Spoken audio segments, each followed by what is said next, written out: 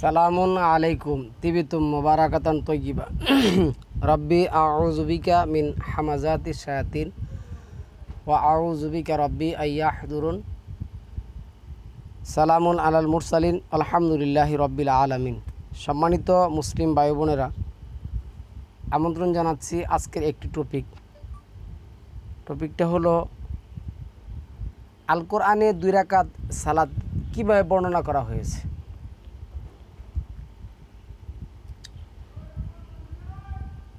মহান আল্লাহ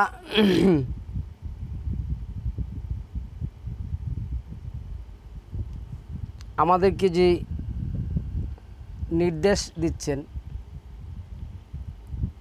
6 নম্বর সূরার 20 নম্বর আয়াতের মধ্যে 2146-এ, তারা এই কোরআনটা চিনবে, জানবে যেভাবে তারা তাদের সন্তানদেরকে চিনে এবং জানে। এই কোরআন সত্য সহকারে বুঝে বুঝে পাঠ করে ঈমান আনার পর যারা তাদের জীবনে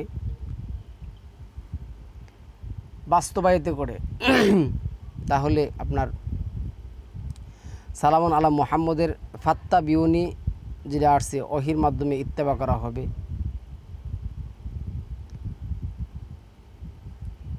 এখন আমার অনেক ভাই আছেন যারা 2টি সালাতের কথা খুঁজে পান না, 2টি সিজদার কথা খুঁজে পান না। তাদেরকে যখন এই সালাতের কথা বলা হয়, তারা খুঁজেন ওই কপাল কীভাবে মাটিতে ঠেকাবেন, তারপরে ওই কপালের চিহ্ন। ভাই, কালা ঈদ শব্দটা হয়েছে কোনো কিছুর মাধ্যমে চিহ্ন পড়া, সেটা চিহ্ন দেওয়া। আপনি একটা মালা দিয়া গুরুকে চিহ্নিত করবেন, চিহ্ন শব্দটা হচ্ছে মূল। আপনি আপনার কপালে একটা চিহ্ন পড়বে দিবেন, সেটা হলো চিহ্ন। আর চলাফেরার যে চিহ্ন আছে, যারা আল কোরআন ভিত্তিক জীবনযাপন করে তাদের হলো আলামতের চিহ্ন। এই আলামত শব্দটা 16 নম্বর সূরার শুরুতে আছে, আলামতের চিহ্ন। যেমন রাস্তায় চলার একটা চিহ্ন আছে, রাস্তার মধ্যে চলার একটা কী আছে, চিহ্ন আছে। এই চিহ্ন রাস্তা চলতে গেলে যে চিহ্ন আছে, যেমন লাইট জ্বলে, বাতি জ্বলে, এই চিহ্ন আর কপালের চিহ্ন আর যদি কারো চরিত্রের চিহ্ন, সব কি এক? সব আরবি এক। আমি জানি না কেন আপনারা এগুলি একসাথে করেন আর এক করেন। এখন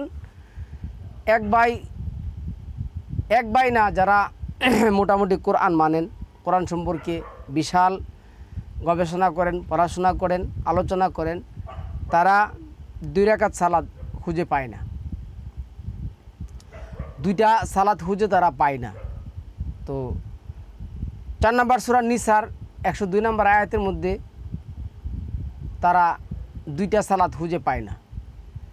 এইখানে আল্লাহ যেটা বলছেন, শব্দটা যেটা আসছে আসসালাত শব্দটার অর্থই হলো 2টি সালাত। সালাত এটা হলো বাবু তাফিলের মাজদার। রিপন ভাই, আমি একটা ভিডিও করতেছি, পরে কথা বলতেছি একটু। আমি একটা ভিডিও করতেছি ভালো লাগে না তো এটা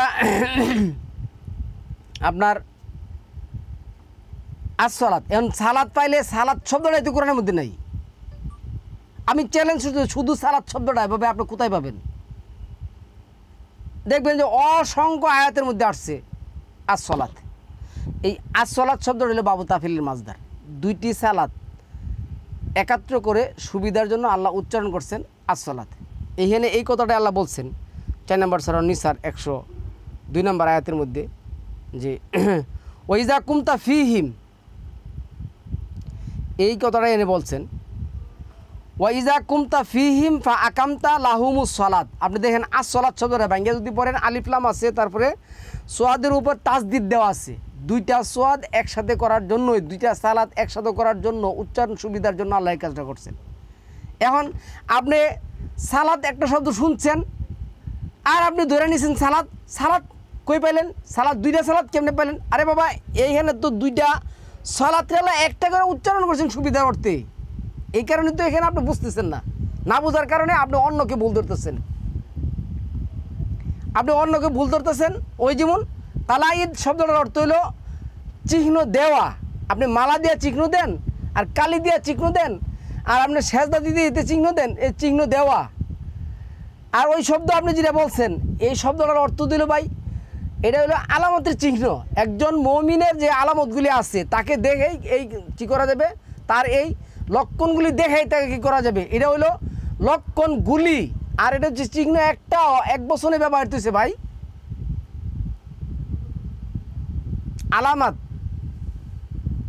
যাই হোক, তো এইখানে আসসালাত শব্দটা আসছে, দুইটা সালাত আসছে। দেখবেন যে আলিফ লাম সোয়াদ লাম ওয়াও। এইখানে সালাত মানে কি? সালাত শব্দটা সোয়াদ লাম ওয়াও, এই সাল্লু, সাল্লুর তো আল্লাহর কাছে চাওয়া, আল্লাহর কাছে চাবেন। বৈশা দাঁড়ায়া শুয়া চাওয়া কি নিষেধ আছে ভাই?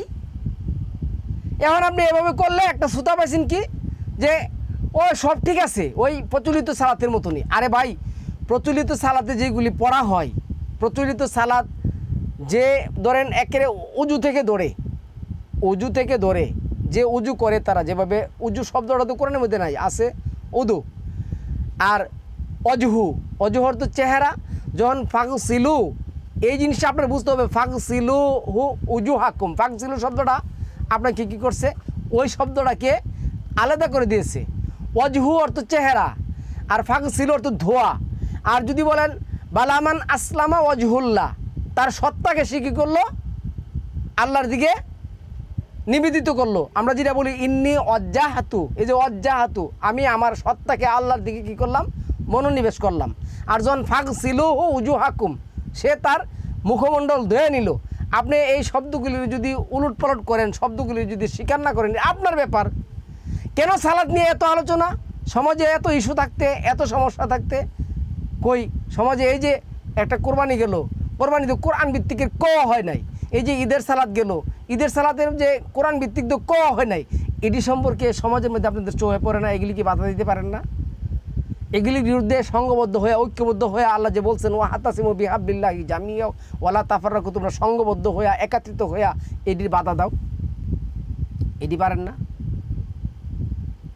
শুধু আইসা বৈশা বৈশা আলোচনা করবেন। আর শব্দটা এখানে যেমন আমি আপনাদেরকে দেখাচ্ছি, এনে এই যে শব্দটা এখানে আসছে, এই আপনার 4 নম্বর সূরার যে 77 নম্বর আয়াতের মধ্যে যেটা আসছে, এই যে দেখুন আমি একটা আয়াত দেখাচ্ছি।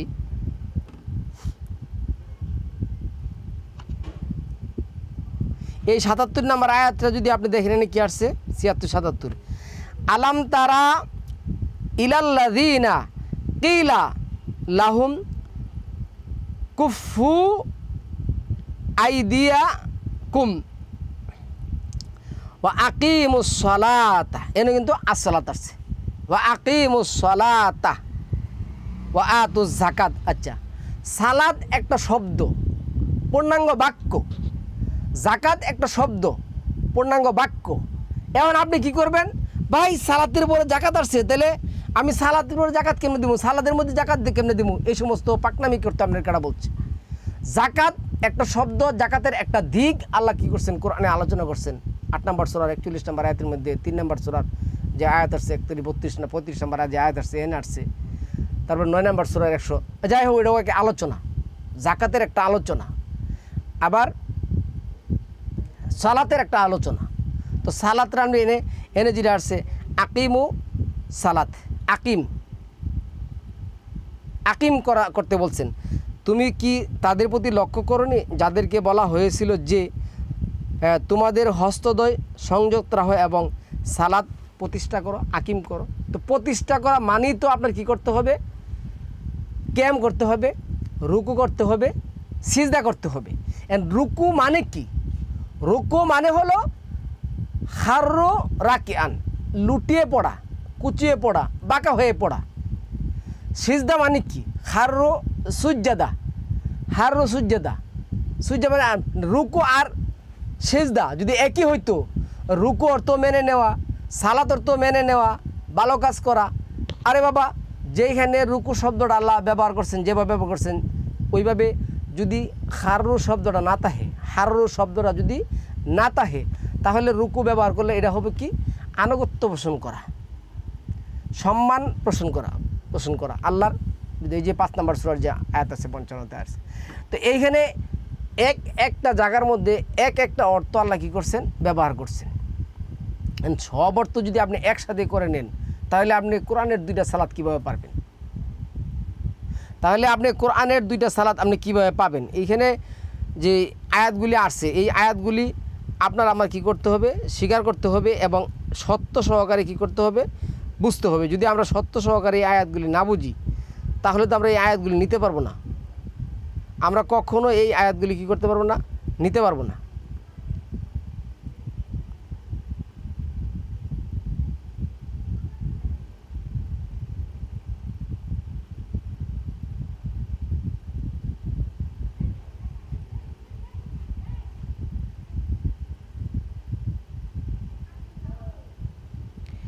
এই যে ধরুন 53 নম্বর সূরার যে লাস্টের যে আয়াতটা আসছে, এইখানে কি আসছে, ফাসজুদ লিল্লাহি ওয়া'বুদ।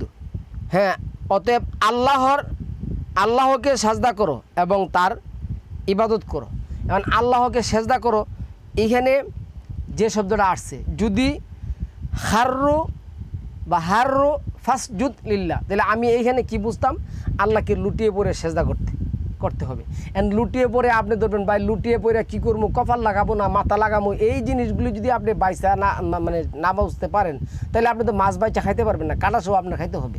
তাহলে লবণ যদি 1 প্লেট দে, ভাতও যদি 1 প্লেট দে, আপনি লবণ খাইতে হবে, ভাত খাইতে পারবেন না। কারণ আপনি তো বুঝে না লবণ কী জিনিস, ভাত কী জিনিস, ওইগুলি তো ভালোই বুঝেন। লবণ যদি 1 প্লেট দে আর ভাত যদি 1 প্লেট দেয়, আপনি কখনও লবণ নেবেন, লবণ একটু চিমটিতে নেবেন, আর হলো ভাত কিন্তু পুরো প্লেটটা নেবেন, ওইটা তো ভালোই বুঝেন। কিন্তু এটা আপনি আসে না, এখানে আসে আর কিছু বুঝেন না।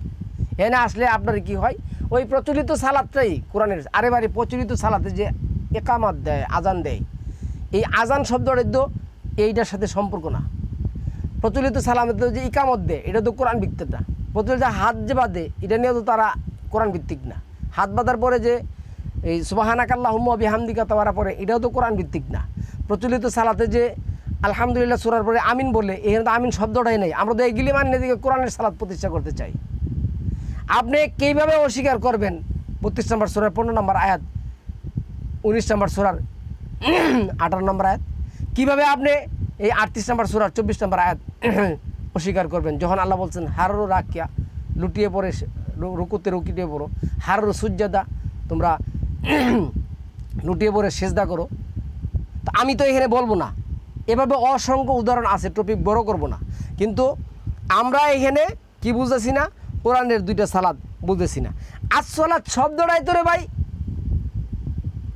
বাবু তাফিলের মাজদার, 2টা সালাত। আপনি ওইখানে দেখুন না 2টা সালাত আছে কিনা, বা 4 নম্বর সূরার ওই আয়াতের মধ্যে দেখুন যে 2টা সালাত আছে কিনা, আসসালাত আছে কিনা। সমস্ত জায়গার মধ্যে আসসালাত আছে, 2টা সালাত আছে।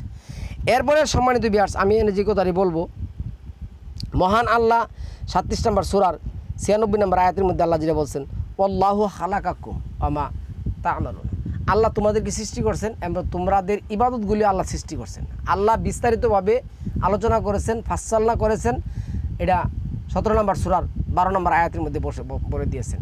তো 2টা সালাত আপনি কি করবেন, রুকু কিয়াম, রুকু সিজদা করে আপনি 2টা সালাত কি করবেন, প্রতিষ্ঠা করবেন। তো এই আয়ানে আসসালাত শব্দটাই তো 2টা সালাত, এবং কতবার প্রতিষ্ঠা করবেন এই কথাটা আল্লাহ বলে দিচ্ছেন। যেমন আপনার ফজর 89 নম্বর সূরা একটা নামই রাখছেন ফজর, আপনি না মানলে না মানতে পারেন, এটা একটা সময় টাইম।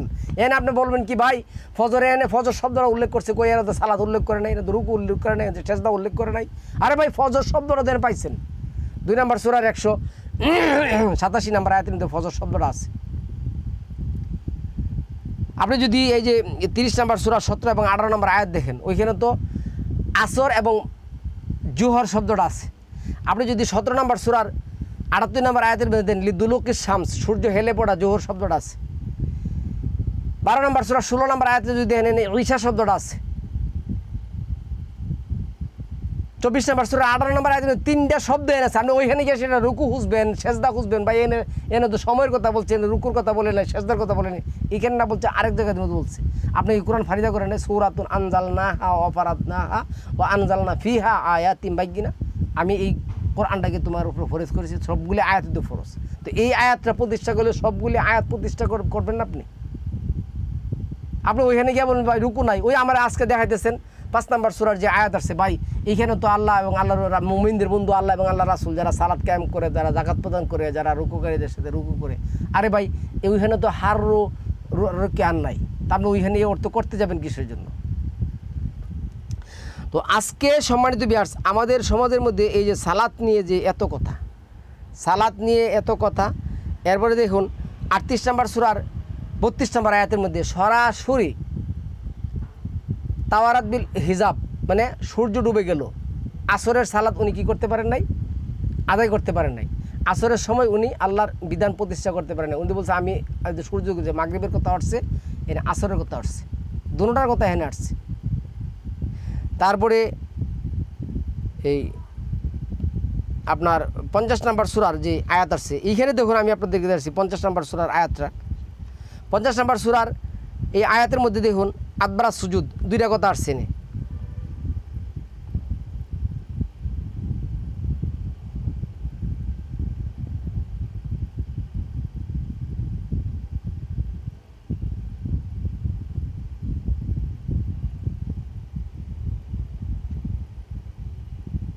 উনচল্লিশ এবং 40 নম্বর আয়াতের মধ্যে এখানে কি আসছে দেখুন, এই যে অমিনাল লাইলি ফাসাব্বিহু ওয়া আদবারা সুজুদ, তার পবিত্রতা ও মহিমা ঘোষণা করো রাতের একাংশে এবং সালাতের পরেও এরা উচ্চারণটা বলে। আদবারা সুজুদ মানে তো সেজদার পর সেজদা। তারপরে আপনি যদি 26 নম্বর সূরার মধ্যে যান, এই যে 26 নম্বর সূরার যে 119-20 আয়াতটা আসছে, এখানে দেখুন এখানেও আসছে কি আসছে দেখুন 26-এর 100, ওই যে এন আসছে কি মাআযাল্লাহ 219-এ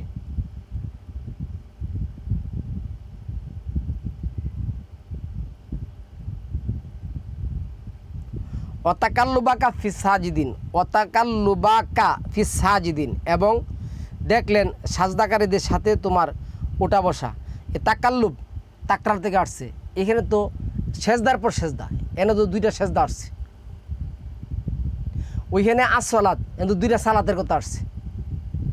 তো এখন আপনারা আবার বলেন কি যে জোড়াতালি দিয়া সেরা, আরে জোড়াতালি দিয়া মানে আপনি যখন সবগুলি আয়াত প্রতিষ্ঠা করতে যাবেন, আপনি যখন সবগুলি আয়াত প্রতিষ্ঠা করতে যাবেন, যখন আনুষ্ঠানিকতা করবেন, আপনি যখন আল্লাহর কাছে দাঁড়িয়ে চাবেন, আপনি যখন আল্লাহর কাছে রুকুতে চাওয়ার কথা হচ্ছে, রুকুতে হারু রাকিয়ান লুটিয়ে পড়ে, লুকুতে লুটিয়ে পড়ে আপনি বাঁকা হয়ে কুচু হয়ে চাবেন, হারু সুজ্জেদা আপনি সিজদা যে চাবেন, আপনি চাবেন, কিন্তু আপনি এইখানে আসছে কি জানেন, এই যে কি এই যে কত নম্বর আছে অতাকাল্লুবাকা ফিস সাজিদিন, এখানে আপনি ভাই সেজদার কথা আসছেন, তো রুকুর কথা আসে নাই, সে মানে দাঁড়ানোর কথা আসে নাই। আরে দাঁড়ানোর কথা এখানে আসছে, আরেক জায়গায় আসছে।